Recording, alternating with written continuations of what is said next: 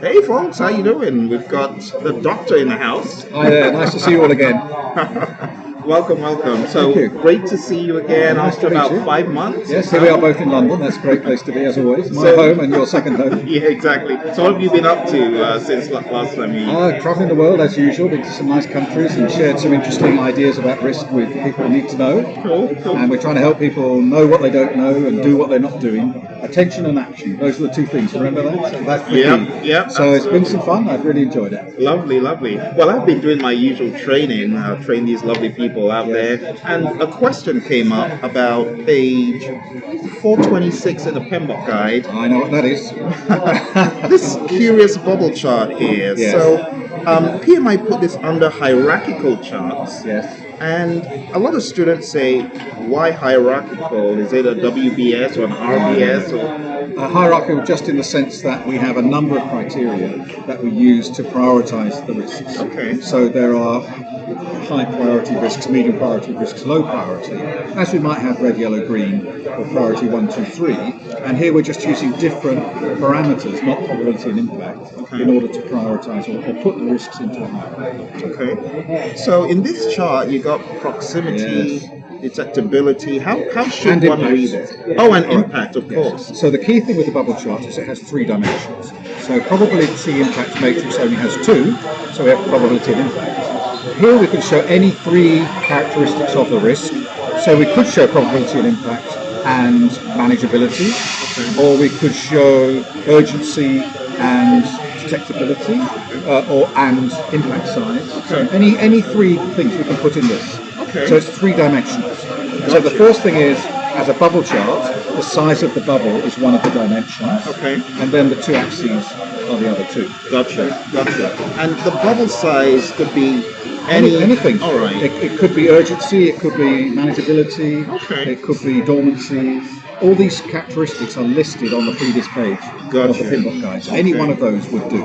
Okay. So with these two, we want them to be high proximity, is it, or low proximity? Now, here we hit a problem because, say it slowly, there's an error in the PMBOK guide. Shh. So very sadly, we've got a typo in this diagram, and that's why a lot of people are confused about what it means. And as you know, I was the vice chairman of the PMBOK Guide Update project.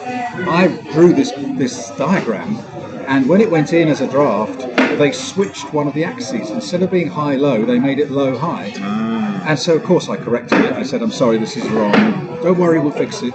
And in the final draft, it wasn't fixed. I said, no, stop. This is wrong. You have to fix it. Don't worry, we'll fix it. And they didn't. So the problem with this figure, and we're looking at figure 1110, is that the high-low of the x-axis on the bottom, which is detectability, are the wrong way round. So it goes from low on the left to high on the right. It should be high on the left and low on the right. And so what we've got is, in this diagram, risks which are unacceptable are in the top right-hand corner. Risks which are acceptable are in the bottom left-hand corner. So what it should say is that risks in the top right-hand corner, which are big, so big bubble means a high impact, and high on the y-axis means high proximity. That means they're very close to us, like here. And it should say low detectability. So they're big risks, close to us, and we can't see them. Low detectability. Those are a problem. So we need to prioritise those because they're right on top of us and big, and they're hard to see. The risks in the bottom left-hand corner, they should be small bubbles, which means low impact, not so important. The proximity is low, they're far away, and the detectability is high. So we have small bubbles in the bottom left mean low impact, far away risks which are easy to see, and so they're low priority. So the problem is that x-axis is mislabeled, and I'm really cross about it. But it's marked as an error for the next publication, and hopefully people will see errata lists and know that needs to be fixed. So we're very sorry. That makes sense. I think that will help dispel any doubts that people might have had, because I found myself in a class where they're like, okay, but. I know. I'm so sorry. Other trainers are going to be cursing us, but it was a genuine mistake. So well spotted. Absolutely. Well, that's very good. And in addition, do you have any tips you can give students to master these? It's called assessment of other risk parameters. Yes, that's right. So we're in section 11.323, and what we're saying is that you can assess probability and impact, and we do that through the probability impact matrix. But probability and impact are only two of the dimensions or characteristics of risk that make them important. So we have these other characteristics like how soon they might happen. We call that proximity. We've got how quickly we have to act. That's urgency. We've got once it happens, how long might it be before we notice the impact. Some of them it happens and we know straight away. Others it happens but there's a delay before the impact actually arrives. That's dormancy. So those three are really time-related dimensions of the risk, which are quite separate from probability and impact. Probability and impact tell you how big it is, but then if it's far away and easy to see, maybe it doesn't matter that it's big because we've got time to fix it and it's easy for us to watch it developing.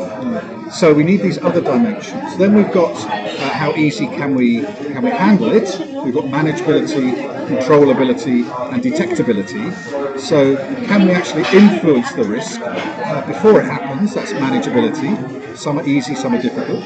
We've got controllability, that if it happens, how easy is it to manage the impact, or are we just at the mercy of the impact? And then detectability, how easy is it to see? So these are about how easy it is for us to manage. And then the last three that are in this list are to do with the relationship between the risk and other things. So one is connectivity, how much does this risk affect other risks? And sometimes risks are independent and sometimes they're correlated. So one risk that happens might make another one possible, or might make another risk more likely or bigger. So we need to understand that connectivity, highly connected risks are more important than independent risks. And then we've got strategic impacts, not just the effect on the project objectives, but also on the company's corporate objectives. And then we've also got the idea of how much it matters to key stakeholders. And this is called propinquity. Now that's a funny word. Some people don't understand that. They don't believe it's a real word. It's a real word, yeah. Proximity and propinquity sound similar, and they're both Greek words, and both the Greek words mean close. But proximus means close in time and space. Propinquity means close to me. Okay. So how much does it matter to me? So we could have a risk that, your computer might fail. I'm very sorry for you. My computer fails. Oh no, that's terrible. Your project is in trouble. Oh, that's a shame. My project's in trouble. Panic. So propinquity is higher for my project. And so for some stakeholders, there are things that are more important to a key stakeholder, and others they're not so bothered about. And again, we should prioritise risks on the things that matter to our stakeholders. So this list is about the time dimensions, urgency, proximity, dormancy, about the management dimensions, manageability, controllability, detectability, and about the wider links in terms of the connectivity with other risks, the effect on the strategic impact outside the project, and how much it matters to stakeholders. Awesome. Wow. I told you the risk doctor was going to put you straight. Didn't I tell you? You put me straight. I learned something. I learned these last three: connectivity, strategic impact, and propinquity. And you said the classification is the wide impact outside the project. Wide impact. This is really helpful. Well, David, as usual, I'm so grateful. And we'll see you guys again whenever we're able to do this. Those of you that haven't signed up for the training on our site, the link is going to be below. You guys need to go register. Go listen to what the risk doctor has to share. So we've got, I think, 4.5 hours of tips and tricks in more than 30 little bite-sized chunks.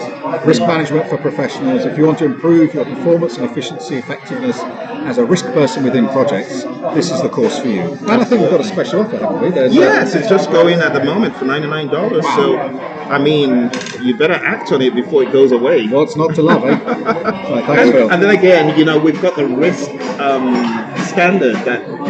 What is it? A practice guide or is it a standard? It's now a standard. So it's not yet issued. So this is the standard for management of risk in projects, programs, and portfolios. Wow! So it's a much bigger document than the previous one, which was only focused on projects. And I think it's 50 pages, but it's in the final reviews. It's just been through the final review phase and should be published later on this year. Awesome. Or early on next year. Oh, next year. Very soon. Awesome. Well, thanks for joining us, and we'll see you guys again. Take care. Okay, bye. Bye for now.